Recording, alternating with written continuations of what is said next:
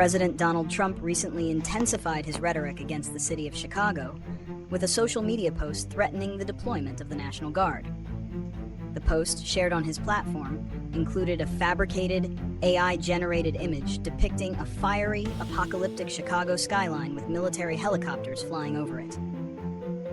The caption included a play on a famous movie quote, "I love the smell of deportations in the morning," and the statement, "Chicago about to find out why it's called the Department of War," referencing his executive order to rename the Department of Defense.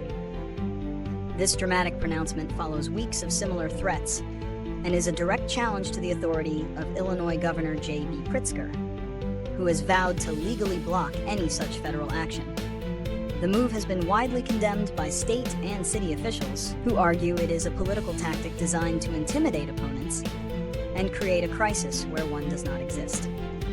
Analysis, reasons, and underlying context. The primary reason for Trump's threat appears to be a multifaceted political strategy. Firstly, it serves as a continuation of his law and order messaging, which has been a cornerstone of his political platform. By portraying Chicago as a hellhole overrun by crime, he aims to galvanize his base and frame Democratic-led cities as failures.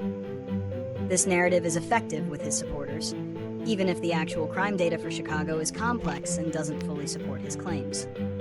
The use of a provocative AI-generated image further amplifies this message, creating a viral and emotionally charged visual that bypasses traditional news media. Secondly, the threat is a direct challenge to political rivals. Governor J.B. Pritzker has been a vocal and consistent critic of the Trump administration, making him a prime target. By threatening federal intervention, Trump attempts to undermine Pritzker's authority and portray him as incapable of managing his state. The conflict also provides a useful distraction from other political issues and keeps Trump in the national spotlight.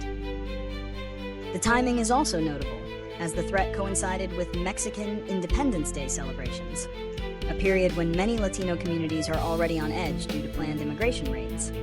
This suggests a calculated move to sow fear and division. Consequences and repercussions. The immediate consequences of this rhetoric are significant. At a basic level, it fuels a dangerous and divisive national discourse. Portraying an American city as an enemy to be at war with is an unprecedented and deeply unsettling use of presidential language. For the residents of Chicago, particularly in immigrant communities, the threats create genuine fear and anxiety. The possibility of military deployment and large-scale immigration raids disrupts daily life and forces people to consider their personal safety and legal status. Furthermore, the situation has severe legal and constitutional implications. The U.S. Constitution and federal law limit the president's ability to use the military for domestic law enforcement. A National Guard deployment against the wishes of a state governor would be a direct challenge to the principle of state sovereignty. Governor Pritzker has been clear that he will immediately seek a court injunction, setting the stage for a major constitutional showdown. Such a legal battle would be a test of presidential power and could set a dangerous precedent for the future use of federal forces against a state's will. The threats also undermine public trust in institutions. The blurring of lines between law enforcement and the military, and the use of federal agencies for what appears to be a political agenda, erodes confidence in the government's impartiality. For local law enforcement, it creates a difficult situation, as they are caught between federal directives and the wishes of their state and city leaders. Predictions and potential solutions. Predicting the exact outcome is difficult, but several scenarios are plausible. The most likely prediction is a protracted legal battle.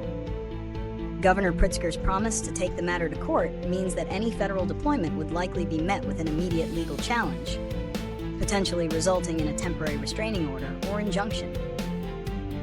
This would buy time and force the administration to justify its actions in a courtroom. Another prediction is that the threats may be a form of political theater, intended to provoke a reaction and energize a base, without a genuine plan for a full-scale deployment. However, given the administration's past actions in other cities, the possibility of a real, albeit limited, deployment of federal agents remains.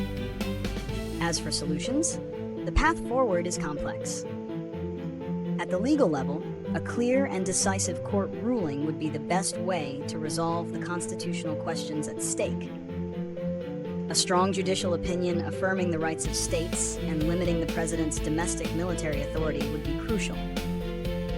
At the political level, a de-escalation of rhetoric is necessary, but unlikely.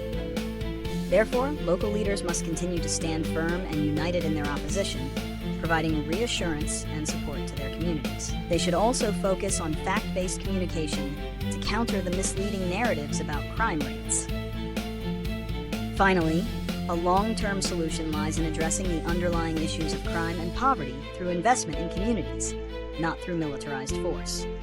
This would involve strengthening social programs, improving education, and providing economic opportunities, the very areas that the Trump administration has been criticized for cutting.